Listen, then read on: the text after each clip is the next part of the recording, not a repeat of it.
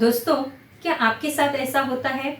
Salary मिलती है, bonus भी मिलता है, या आपका बिजनेस है तो बिजनेस अच्छा चलता है, प्रॉफिट भी होता है, लेकिन महीने के आखिर में जब बैंक बैलेंस देखने जाएं तो लगता है पैसा गया कहाँ? अगर आपके साथ ऐसा होता है तो प्रॉब्लम इनकम में नहीं है, प्रॉब्लम है आपके मनी पर्सनालिटी में। हेलो फ्रेंड्स, मैं हूं पद्मजा, आपकी न्यूमरोलॉजी कोच। आप सभी का आपके अपने चैनल संख्या सिद्धि पर स्वागत है। पैसा आता है लेकिन टिकता नहीं। जितनी तेजी से आता है उतनी तेजी से गायब भी हो जाता है, और मंथ एंड में बैंक बैलेंस चेक करो तो लगता है पैसा टिकता क्यों नहीं।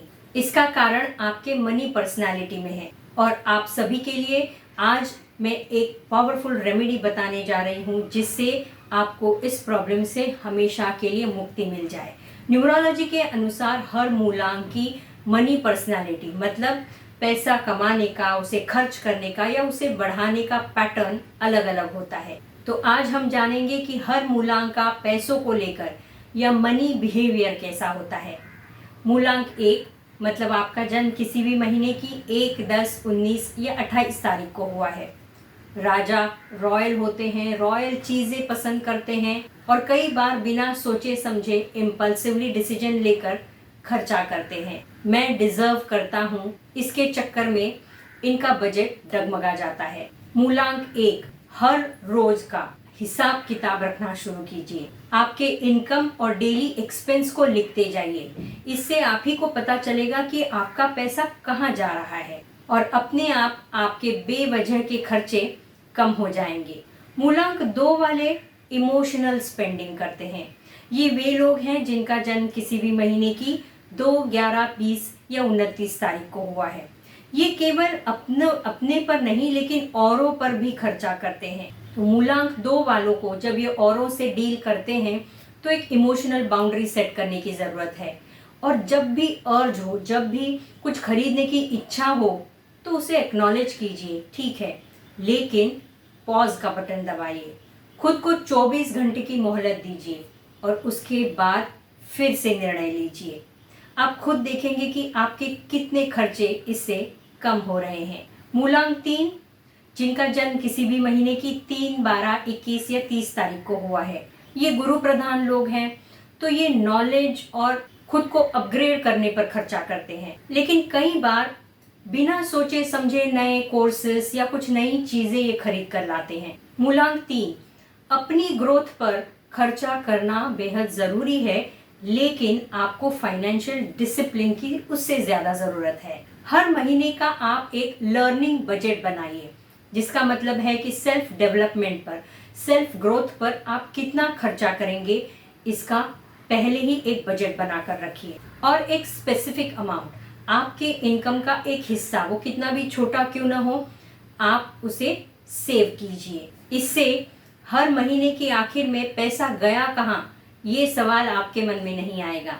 मूलांक 4 अब आप सोचेंगे कि मूलांक 4 वालों को ये प्रॉब्लम क्यों आती है, क्योंकि मूलांक 4 वाले तो बहुत बढ़िया प्लानिंग करते हैं। ये वे लोग होते हैं जिनका जन्म किसी भी महीने की 4, 13, 22 या 31 तारीख को हुआ है।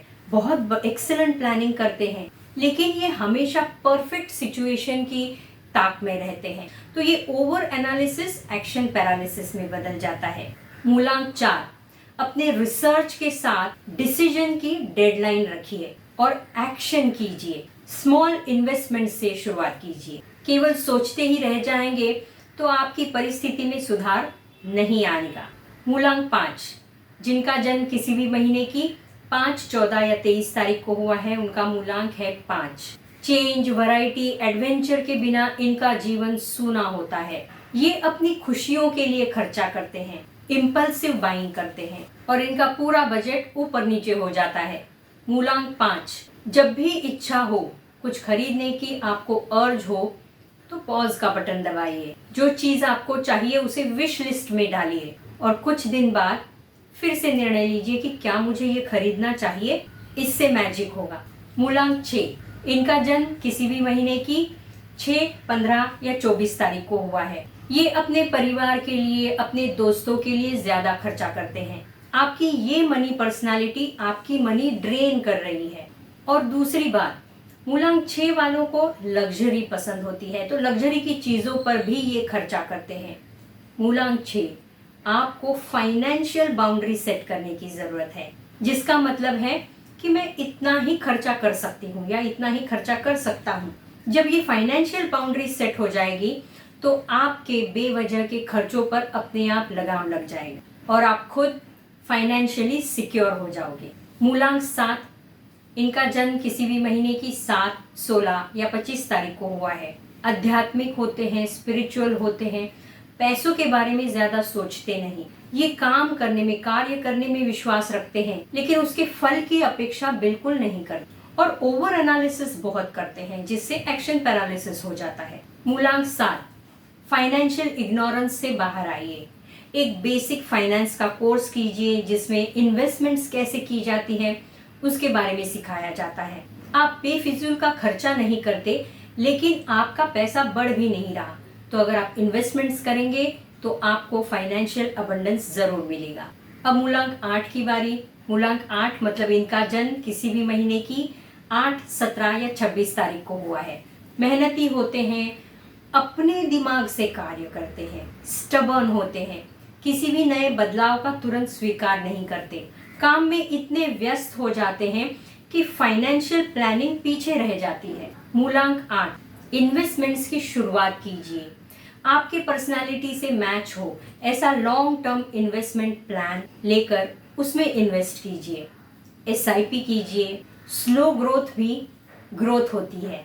मूलांक 9, ह्यूमैनिटेरियन नेचर होता है, मददगार होते हैं, आगे बढ़कर लोगों की मदद करते हैं, अपने लिमिट से बाहर जाकर लोगों को प्रॉमिस करते हैं और खुद कब खाली हो जाते हैं इन्हें पता भी नहीं चलता।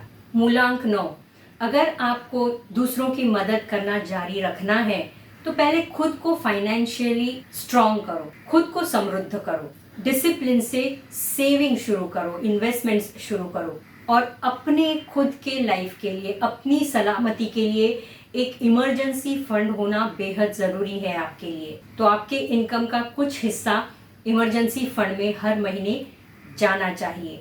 तो अपने पैसों की सेविंग को प्राथमिकता दो। देखा दोस्तों, हर मूलांक की मनी पर्सनालिटी कितनी अलग अलग होती है, लेकिन हर मूलांक अगर इस मनी टिप को या इस रेमेडी को फॉलो करता है तो उसका पैसा रुकेगा, टिकेगा और बढ़ेगा भी। अपनी फाइनेंशियल अबंडेंस के लिए, अपने फाइनेंशियल ग्रोथ के लिए ये रेमेडीज जरूर फॉलो कीजिए। वीडियो अगर पसंद आया तो लाइक कीजिए और उस दोस्त के साथ इसे शेयर कीजिए जो हर महीने के एंड में बैंक बैलेंस देखकर परेशान रहता है। ऐसी ही रोचक न्यूमरोलॉजी से रिलेटेड वीडियोस के लिए मेरे चैनल संख्या सिद्धि को सब्सक्राइब कीजिए। Thank you and stay blessed.